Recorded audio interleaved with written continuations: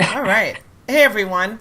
Thank you for joining me. Today, I get the pleasure of interviewing my friend and colleague, William DeJean, who is currently residing in Sydney, Australia, who I've had the pleasure of working with at Cal State San Marcos, and just have had the benefit of just being friends and colleagues for probably about almost 10 years now.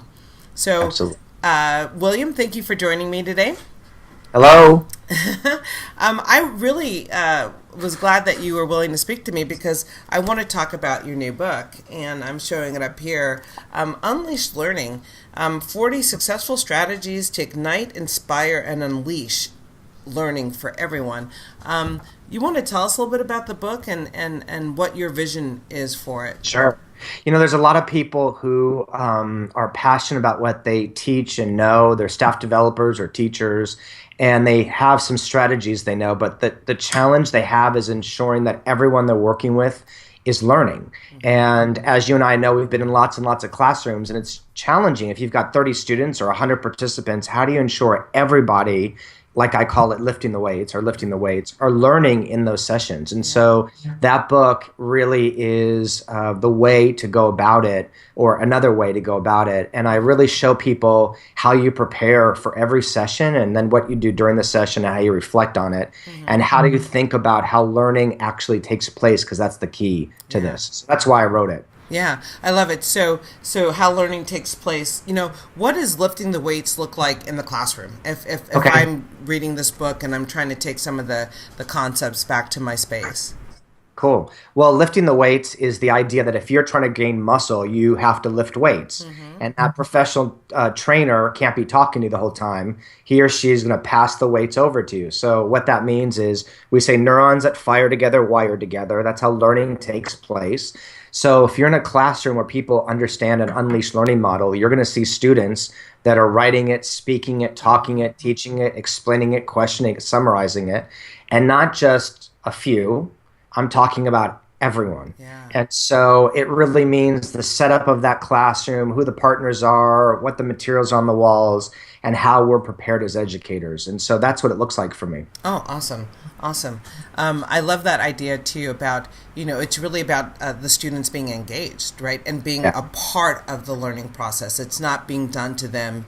They're actually participants, right? Absolutely. And Yeah. it's really science. I mean, when we say neurons that fire together, wire together, what it means for me as a teacher is I literally have to pass out the weights. Yeah. And it's not busy work, it's very strategically planned materials and strategies to ensure the stuff that I love so much is going to be unleashed for everybody in that room in the ways that work for them. Yeah, I love Unleash Learning, because it really taps into this notion that they already have it, right? And that we have to unleash it and let it flow as opposed to them being this empty vessel that we're That's filling up, right. right?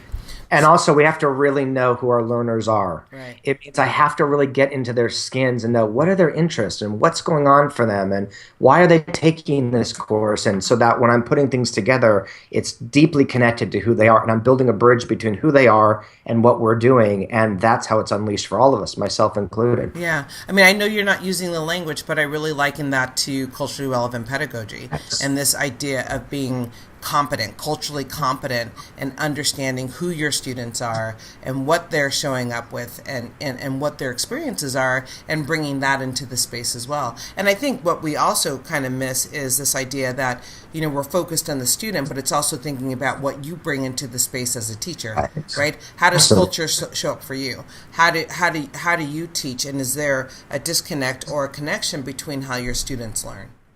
The beginning of the book, I talk about it's all about who you are, and who you are matters. Yeah. And why anytime we do that investigation about who we are, our race, our gender, our sexual orientation, also the way we handle our pain, our fear, conflict, all that matters. And so a big part of the beginning of the book is looking at who we are, because who we are connects to what we're doing, and we've got to tap into that.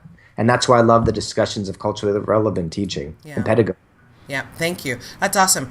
There's one more concept I wanted to ask you about, and because you mention it every now and then when we talk, and you talk about creating a revolution, right, where we eliminate terms like motivated and smart. Yes. Can you tell us a little bit about that?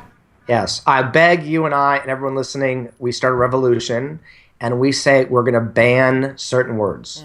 So we're going to ban the word motivated, smart, gifted, talented, and we're going to replace it with strategies to ensure all of our learners are smart, gifted, and talented. Because when we use the term motivated, it really takes us off as educators off the responsibility of what are the ways we're putting weights in their hands. And also, a lot of our students come from homes where their parents, if you will, are weightlifters and have gyms in their houses.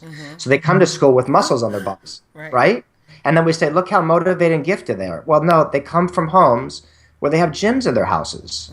And an equity issue is ensuring we're passing out weights to everybody for the entire period. So I really want to find different ways of using terms like motivated and gifted and talented. And between you and I, it's usually certain communities that they say are motivated, talented, and smart. Right. I that analogy is powerful about, some kids are coming to school having full gyms in their house, and then there's some kids that are coming to school that don't have a weight at all, Right. And so that really does provide a different way to look at that equity lens and how we begin to level that in our spaces by the way we unleash their learning. So, William, thank you so much. Unleash Learning. I am excited to dig into this, and I'll make sure that there's information on how folks can contact you directly, and I look forward to our next conversation. Me too, and thanks for everybody for the work that they do. We need you more than ever.